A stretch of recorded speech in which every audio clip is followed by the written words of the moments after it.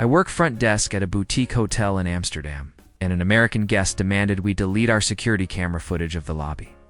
Not because of an incident, because he didn't consent to being filmed.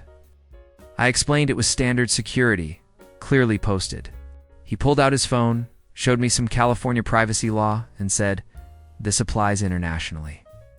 I told him we follow Dutch law, not California's. He said, "But I'm American. Your cameras don't have jurisdiction over me." He wanted documentation proving we'd blur his face in all recordings. When I said that wasn't possible, he threatened to report us to the European FBI. I gave him the number for our local police. He called them. They told him to read the signs. He left a review saying we violated his constitutional rights. And that's the thing. These aren't isolated moments. They're part of a pattern I track full-time, so you don't have to stumble into it yourself. If you're someone who prefers to understand the world rather than assume it follows American rules, subscribing keeps you ahead of the next shock. A woman at our Prague currency exchange refused service because we asked for her passport. She said asking for ID was invasion of privacy and illegal in America. I explained it's required by law for exchanges over 1,000 euros. She insisted we could use her driver's license instead. I told her we needed passport for international verification. She accused us of data harvesting and demanded to know what database we'd enter her information into. When I showed her the legal requirement posted on the wall, she said, "That's in Czech. Show me the English law." We're in Czech Republic. There is no English law. She said her travel agent never mentioned this. She left without exchanging money, then complained online that Prague was running a surveillance state operation. These stories happen weekly. Let's talk about Americans versus European privacy laws. I manage a clothing store in Berlin. An American tried to return a jacket without a receipt. Store policy requires ID for non-receipted returns. Standard fraud prevention. She refused, saying, "You can't collect my personal data without explicit consent." I explained it was for the return transaction only. She said, "That's not how GDPR works." I read about it. "You need my written permission to even look at my ID." I told her we wouldn't keep her information, just verify identity for the return. She demanded a GDPR compliance officer, or a small boutique. I'm also the compliance officer. She asked for my certification. When I said I didn't need certification for store returns, she accused us of operating illegally under European law. She pulled up the GDPR website on her phone, started reading articles about data rights. I told her she could return with receipt instead. She said, "I shouldn't have to.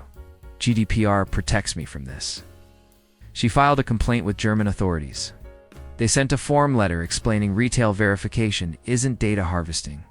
She posted it online as proof Germany admits guilt. Most travelers only see the surface. A rude cashier here, a strict policy there.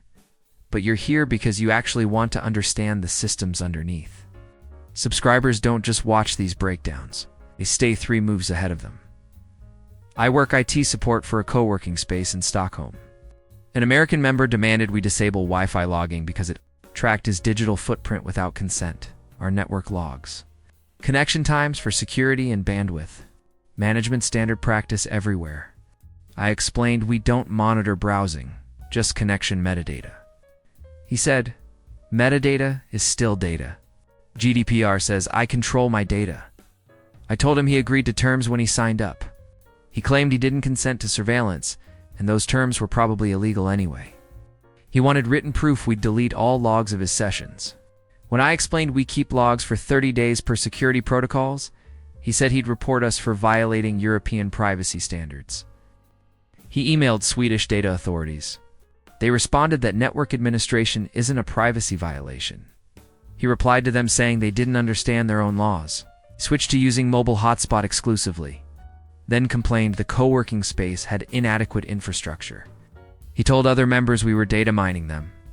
3 people asked me if it was true. None of them were American. A guest at our Copenhagen restaurant asked if we kept reservation records. I said yes, for booking management. She asked how long. I said 6 months for regulars, shorter for one-time visitors. She demanded immediate deletion of her information. I explained we needed it to honor her reservation that evening. She said, after tonight, delete everything. I'm invoking my right to be forgotten. I told her we'd remove her from marketing lists. She said no, everything. Name, phone, email, credit card authorization, wipe it all. I explained we keep transaction records for accounting. She insisted that violated GDPR's erasure rights. When I said there were legal exceptions for financial records, she asked to see our data retention policy in writing. We're a family restaurant. We don't have formal documentation of something that basic. She said then, you're operating without proper GDPR compliance. She paid cash to avoid leaving credit card data, refused to give her coat check number because it could be traced, and lectured our server about how European restaurants need better data protection training. She made reservation under a fake name for next time. I'm a tour guide in Rome. And an American couple refused to enter the Colosseum because of security cameras. Not because of crowds or heat, because Italy's facial recognition system would add them to a database. Explained these were standard security cameras, not facial recognition. The husband said, all cameras have facial recognition now. That's how technology works. I told him the Colosseum just uses regular surveillance. He said, that's what they want you to believe. His wife asked if they could wear masks inside. I said sure, though it was summer. They wore medical masks, sunglasses, and hats pulled low. The husband kept his head down the entire tour. When I tried to show them architectural details, he refused to look up because that's where the cameras are. He asked if Italy shared data with American intelligence. I said I genuinely didn't know. He took that as confirmation. They left after 20 minutes, saying the surveillance pressure was too intense. They reviewed us saying the tour didn't adequately warn about biometric tracking. They weren't joking. I work pharmacy counter in Brussels. An American asked if our prescription system was connected to any international databases. I said it's linked to Belgian National Health System.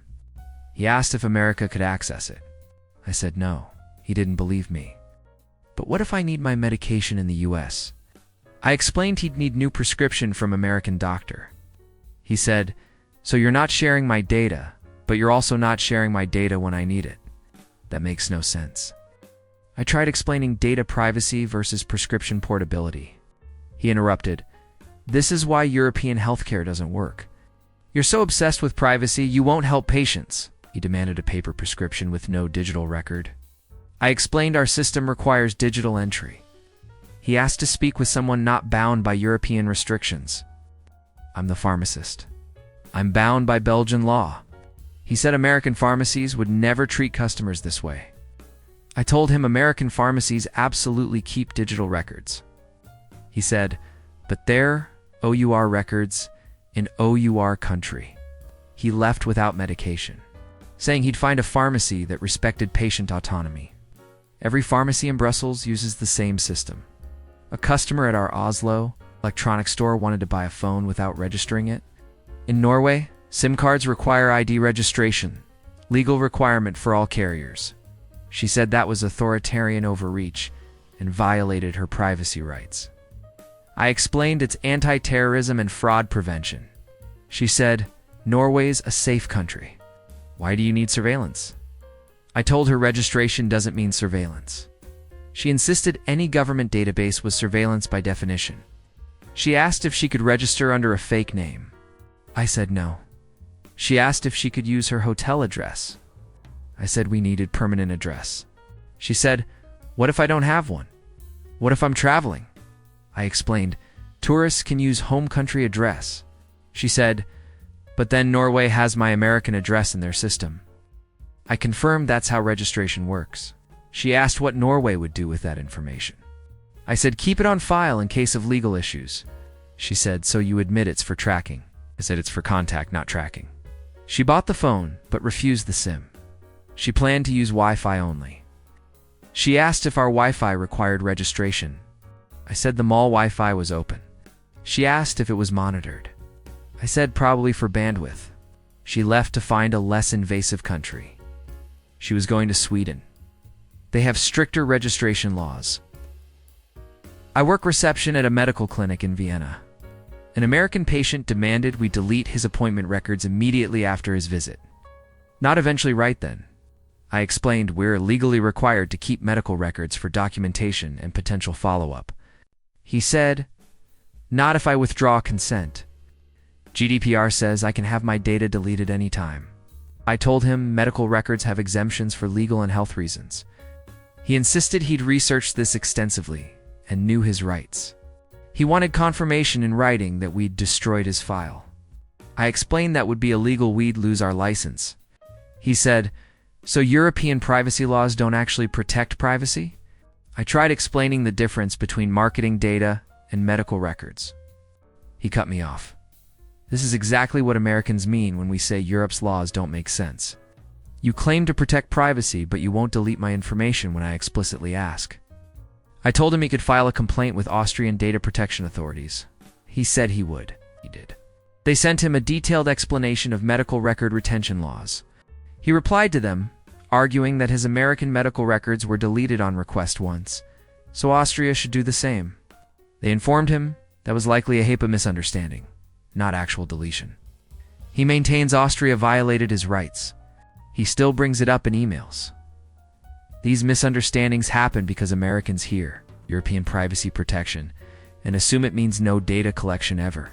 GDPR protects against misuse, not legitimate use. Security cameras, prescription records, SIM registration, these exist everywhere, including America. The difference is, Europe regulates how data is used, not whether it's collected. And if that nuance is exactly why you made it to the end. Subscribe now, because this is just the first chapter of how American expectations collide with European reality.